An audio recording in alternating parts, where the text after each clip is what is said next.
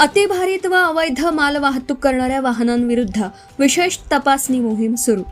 युसुफ पठाण, प्रतिनिधी, मालेगाव, नाशिक.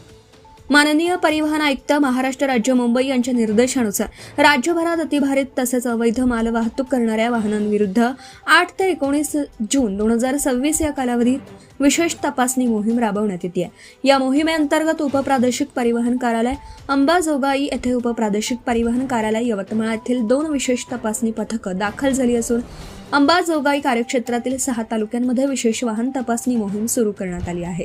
मोहिमेदरम्यान निर्धारित वहन क्षमतेपेक्षा अधिक माल वाहतूक करणारी तसेच मोटार वाहन कायदा व नियमांचे उल्लंघन करणारी वाहने आढळून आल्यास संबंधित वाहनांवर नियमानुसार दंडात्मक व कायदेशीर कारवाई करण्यात येणार असल्याची माहिती उपप्रादेशिक परिवहन अधिकारी हर्षल डाके यांनी दिली.